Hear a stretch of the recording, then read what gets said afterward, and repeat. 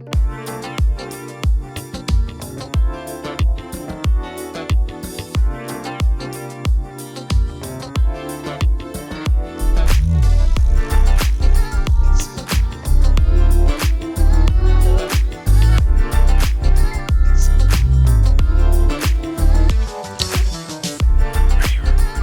whenever you're ready. Welcome to the Lazy That was really loud, fuck. Welcome to the Lazy Watchers, a show where we form opinions on shows after only watching the first and last episode of a series. I'm your host, Andy. And I'm Eli. Oh, and then it's my turn. The show we chose for today is Afterlife.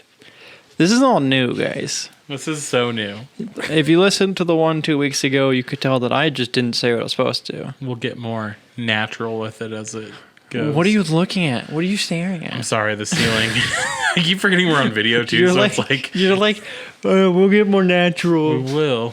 It's like, yes. So, if you watched the one from, or listened to the one from 2 weeks ago, we are still in person, still same day. Yes. And studio is still under construction. Yes. As well as we've both been COVID tested, so we're good. Gucci gang. Just throwing that out there so no one freaks out. Freaked out. And yeah, so the show we chose this week is called Afterlife. It's on Netflix. It's got 2 seasons right now. And decided to check it out because there's a new season coming out. And Andy had a little bias with last week's, or 2 weeks ago, with Sex and the City. So I had a little bias with Afterlife. I've already watched it all. Super fun. What are you going to do? It's a good show. I like it. I figured that was a good trade-off. You got a show that you were kind of biased on, and yeah, I got one as well. So yeah, it's very interesting. Yeah, I mean, what's your initial thoughts with episode 1? So episode 1, Ricky Gervais is the main character. Yep. Tony. I have a really hard time with British humor. Mm-hmm. I just, half the time, I don't think it's very funny. Yeah. So to me, like, this whole show, it seemed more like a drama than it did like a comedy, even though there was, like, some kind of comedy in there. It's very dark humor for people who have not seen it. Right. I think that's why I like it so much, honestly. Probably. I'm a big fan of dark humor. And also, I find the British very funny. Very funny. Very funny. Usually. Very funny. They it was good. It was just a little dry. British humor is just really dry. Yeah.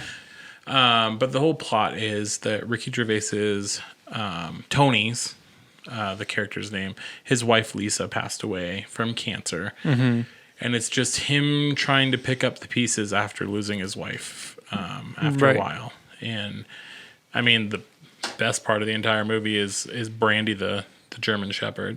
True. I mean, that dog is... I mean, I'm obviously a huge fan of German Shepherds. I have one of my own. So, German Shepherds are number one. Yeah. Best dogs. Absolutely. Sorry, Chester. Oh, Chester's the best dog.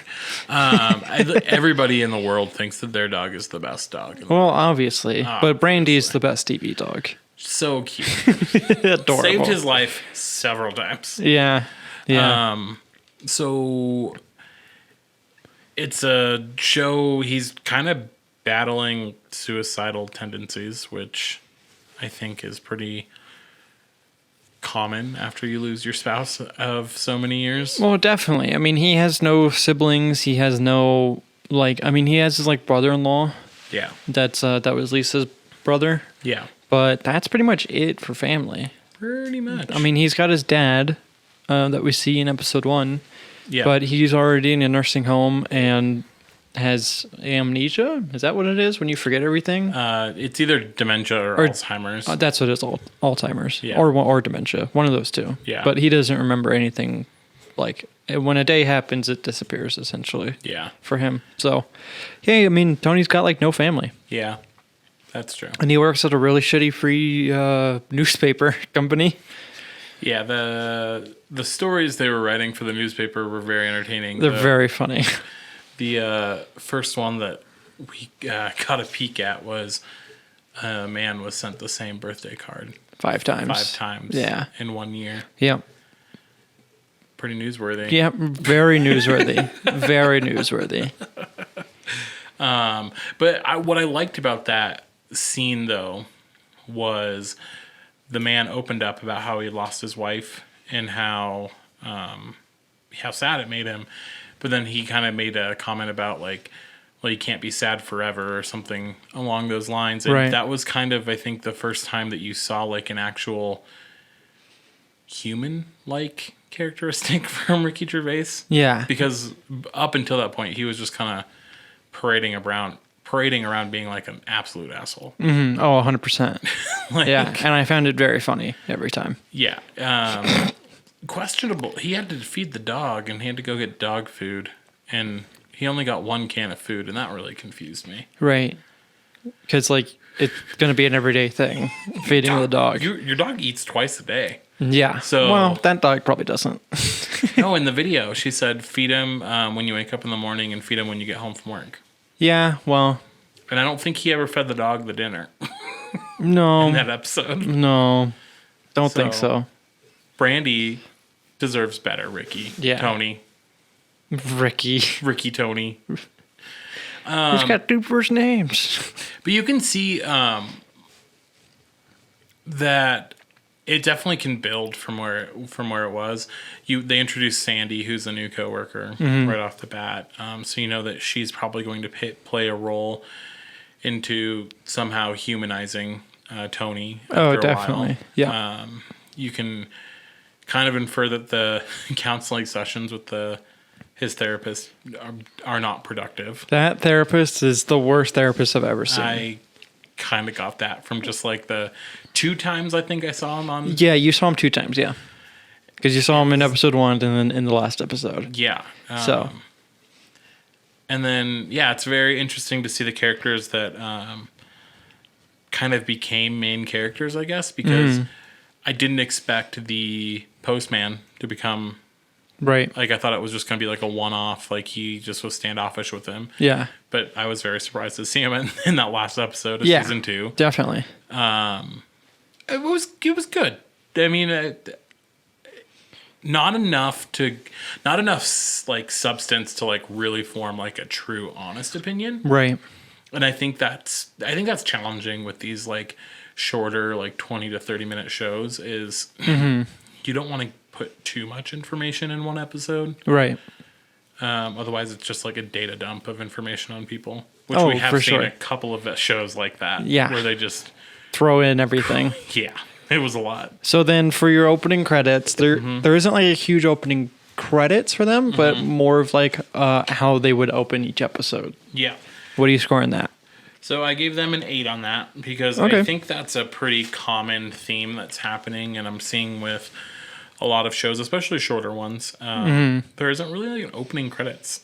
Yeah, and I think they do that to help save on the time too, right? Probably. Yeah. Having a 2-minute opener versus having just a scene and then showing the title. Yeah.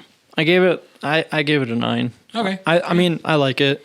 Yeah. So I do too. I haven't seen it personally in a while, and I mean, part of that is just because I watch like not many shows outside of here, so I don't see that very often, which is why I like it, and also it's just the way that they would introduce the scene. It was very much like Brooklyn Nine-Nine style, where it was like a cold open. Yeah. So, and it kind of gave you an idea for what the episode's going to be like. Definitely. So, yeah. One thing I will note between the 2 episodes that we watched, I was very happy that we moved out of the sweatpants phase of grief. Yep. That was a noticeable. He wore jeans to work. I was like, good for you. Yeah. You're not wearing sweatpants. Yeah, to episode work. 1, he wore sweatpants and a t-shirt. Yep. And then in the last episode, he wore like a nice shirt and jeans. Yeah, I was. And like combed his hair. Surprised. Right. Yeah. I think he did comb his hair every time. Yeah, before. but not well. Oh, okay. Not well. One of the best scenes was in that first episode to really play into the whole fact that he's really sad and suicidal. Is that these 2 guys tried to mug him in the alley, and he was like, "No, I'm good." Yeah. And he like went on this whole monologue about like, you know, that his two options are like violence or peacefully handing his money over, and he's like, I'm tired of doing things that I don't want to do, so no. Yeah. I was like, oh. And then they front on him, so he just hits him with the dog food can. Yeah. They were bad muggers. I mean, they were like teenagers. Yeah. They don't know what they're doing. That's probably their first attempt at mugging. Honestly, right? They First didn't and last, They didn't even hopefully. have a weapon with them to, Truly. commit violence. To commit violence. I'm being very careful about the words we use. Yeah. They the other thing that was wildly funny was, so this part's not funny, but Right. his wife had created a video for him to play that kind of just reminded him of, you know, just the stuff that he needs to continue to do once she's gone, because she says that, you know, he's absolutely worthless without her. Yeah. Well, because when she's making it, she doesn't want to do the whole like sappy whatever. She wants to like keep her personality and their relationship how it was, which is like, you know, playfully calling each other names or doing whatever to make it feel like she's still there in a way. Which I think is like really beautiful, but then I also feel like that's probably what's keeping him from actually moving on with his grief. Yeah. Because he literally watches that video, I would say, multiple times a day. Yeah. Or videos from weddings or videos from like in the house and whatnot. So I thought that was a really good like way to represent of like him like holding on to like their relationship and his love for her. But what was funny was just that everything she was telling him to do, it was like pretty much the opposite. yeah. Like she's like, keep our house clean, and then like it pans out and it's like everything's a freaking disaster. Yeah. Feed the dog twice a day. Yeah. Only feeds him once a day, and the first day he fed the dog a can of beans, guys. Baked beans. It was sad. Baked beans. Probably not good for your dog either. And then he drank straight out of the can for his vegetable stew or whatever. Vegetable curry. Yeah. Yeah. And then he didn't have milk for his cereal, so he just filled it with water. To the fucking top, too. It was too much. It was way too much disgusting. to begin with. Like, you know, sometimes you got to work with it, with whatever you got, but it was a lot of water. Like a lot. It was a lot of water. He like chugged it too, and I was like, this is gross. Yeah. I can't. Yeah. And then you saw the residue after, too. So gross. I was like, okay, So I gross. get it. What he did was gross. You don't need to show me the aftermath that he actually did it. Thank you. But then, yeah, two really sad episodes, because the first one you found out his wife dies, and then the last episode of the second season, his dad passed away. Yeah. And we learned that he kind of had somewhat of a relationship with the dad's nurse. Yeah, so bit of a backstory on that since I watched it. And yeah, I realized that you're watching two of the saddest episodes. There's happier episodes in the series, I promise. He starts to... So in the first episode, you can see the relationship with the nurse is kind of like, you know, whatever...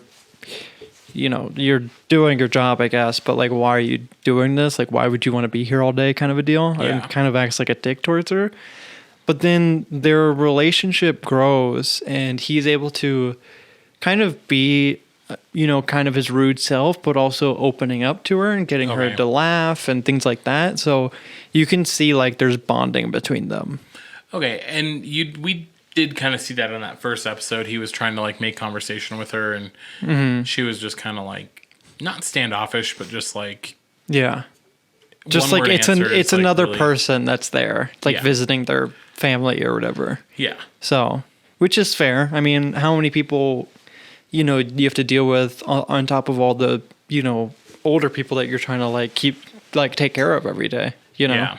Like definitely. It can be, I would probably be annoyed with some people too for no reason. True. But the thing that was interesting was that you could definitely see the progression of him processing grief. Mm-hmm. Because that first episode, he was a mess. And then when his dad passed away, he definitely was a little bit more poised in the sense that he was accepting, you know, sympathy from people, and he wasn't a hug, an asshole. Yeah, he accepted a hug.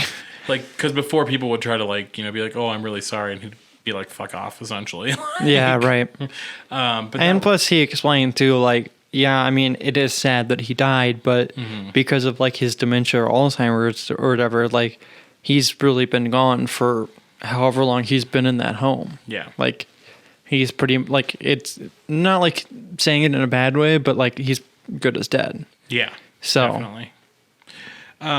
So plot wise, I didn't really get much from it. yeah, Quite short yet. episodes didn't really. So I gave it a 7, just based off of what I viewed. I mean, I think that's still a pretty good score. So. Yeah, I gave it a 9 again. Good. So Fair. with my bias. With your bias. As far as acting, I give it an 8. I mean, Ricky Gervais is he's a funny guy. Yeah. All the other characters were minimal. They didn't really have a lot of talking points. It was pretty highly focused on him, those 2 episodes. So For sure. I give that a 10. Personally, I loved the acting. Each character kind of fills their role, and they definitely were able to show that and things like that, like throughout the series. okay. And that's kind of one thing you don't see from those 2 episodes, because those 2 are very focused on him. Yeah. And I guess the whole series kind of is, but you get to see more of the other characters and how they grow and develop with each other too. So it's a 10 for me. And I get that sense because even on the the poster for the show, it shows him in the foreground with like a rain cloud over his head. Yep. A raining cloud. A raining cloud. I'd love to see one of those one day. And then it has like 4 or 5 other people on there as well. So I assumed that a lot of the people, like his coworkers and friends and stuff, probably make a better Impact. character development. Yeah, definitely. And one thing that I really like about this show that they did is it's Netflix, right? They have so much money. They can shoot anywhere they want and whatever. Definitely. But they chose to really only have like 5 or 6 solid locations. Like you have his house, you have the office, you have that like graveyard area with that older lady. You have there's like another place, like I forget what it is, but there's like another place, and they kind of keep it to those like 4 or 6 locations. Okay. Right. You have the therapist office too. So they keep it very like, this is not like, we're not going big with this. This is like, we're trying to tell a story, and we're not going to use a bunch of money to go a bunch of places to try to tell that story. Definitely. I like when shows have like a controlled area that they kind of work with. A lot of shows do that. If you think back to Friends, I think I brought that up a couple weeks ago too. Yeah. Full of Friends references. I mean, really, it's Monica's apartment, Joey and Chandler's apartment, the coffee house, and then like maybe Monica's, kitchen every now and then when she's at work. Or sometimes Chandler's office, but it's like a very small... Yeah, they're not blowing it like locations. way out of proportion with like all these locations and stuff. Definitely. So, for sure. I don't like that we said so. At the I same know, time. and we do it a lot. We do. So so you did acting. What about the actual cast? Cast, I gave it a 9. From what I saw, it seemed I liked that there was some diversity in there. We had a couple characters that weren't white, so that was nice. Yeah. That's something I definitely look for in shows. Just a nice, diverse cast. Gives different backgrounds and For sure. all that. So I gave it a 9. Yeah, and they can play into those personalities too and things like that Definitely. help, make it so it's not like a very bland show like any other show. So I'll give it a 9 as well. Nice. Yeah. Yeah, I wasn't mad about it. It was good. Nice. And then cliffhangers, I gave it an 8. Didn't really have much. Like I said, there just wasn't a lot of sustenance yet. Yeah. With the show, but I'm definitely intrigued. Yeah. No, that's fair. I give it a 9. There is like throughout the series, like there's not huge cliffhangers like you see in like other dramas where it's like, oh my god, what's gonna happen next? It's kind of more like if you're interested in the show, like you keep watching it. If you're kind of not, there's not really anything that's, like that they try to do those cliffhangers for. Definitely. I do like though that they use music a lot to kind of tell the story. Yeah. Like you can see that straight out of the bat in episode 1, and especially in the last episode, like you could tell, like, because you were telling me like, well, the music got like really whatever, and the dog's barking, and it's like loud because, it helps portray the message. Yeah. Like it's loud in his head. He doesn't know what's going on. He's breaking down. He's got, his dog trying to stop him essentially. Yeah. And then it just kind of kind of that time. It slowed him down long enough for nurse to come around. Yeah. And ring on the doorbell. Yeah. So she's done it a couple times from what I ever. She has, yeah. Yeah. Yeah, there's a couple more times you see it in the series. Yeah. So, but I do like how they incorporate like music and songs and all that like into the story. Yeah. And like songs that like have like really good lyrics to them, because it really helps tell that what's going on with like the characters and things like that. Yeah. So, yeah, I mean overall I give it a recommend for sure. Yeah, I definitely I'm interested. I'm intrigued. Yeah. A sadder show. If you watch the whole thing, you might cry. I almost cried at the last episode. Twice. Again? This time around? Yeah. Oh, just because I remembered everything else. And I was like, oh no, I'm going to do it again. Oh no. Oh no. Oh no. And just because the show does talk about suicide a lot. I mean, it's why it's rated TVMA. Just throwing this out there. If you're ever feeling helpless and you need to talk to somebody, the National Suicide Hotline is available for you. It's a free resource. 1-800-273-8255. Give them a call. Somebody will talk to you. It's and I think they're working on changing that to an actual like 3-digit number. I think so too. I'm pretty sure I read something about that they finally got approved from the government to just get it changed to a 3-digit number. Definitely. And even if you don't want to do that, if you don't want to talk to somebody, you can text somebody through like resources like Talkspace. Yep. All that. A lot of resources out there. And you got family, friends, you can try to reach out to and talk to.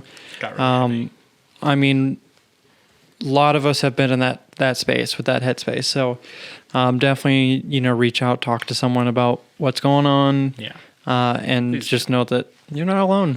Not alone. We'll help you get through stuff. Absolutely. Okay. I like that we got that on video. You without your glasses trying to read the time. I know. Guys, we have fancy lights now, and I don't like the reflection of it in my Well, this is what happens when we have to record at night. I should have put my and there's no lights in the room. In. I know. This is not our studio. No, and even if we did record in the studio today, there's no lights. True. So we would still have to do this. True. Lights are being installed. And more soundproofing, so that way there's no acoustic sound and echoing off the walls. Like the 3 episodes we recorded for you today. Yep. You hear that echo? Yeah, you hear it bouncing? Maybe not. If you don't hear it, I did a good job editing this, so Don't hold your breath. Don't hold your breath. You probably still heard it. Oh man, well thank you for listening to this episode of The Lazy Watchers. You can catch us on YouTube every 2 weeks. Make sure you subscribe and you hit the notifications. Yep. Turn on notifications. Turn on notifications, and then you can follow our podcast on any podcast platform, whatever you listen to podcasts on. Be sure to recommend us to your friends if you like us, so we can continue growing and making these and watching TV shows. Pretty great. Yeah, pretty fun. You can follow us on social media at The Lazy Watchers, and if you're so inclined, you can follow me on Instagram at MVP Andy. And you can follow me at Eli Seipert on any social media. Thanks for listening, everybody. Bye-bye. Bye.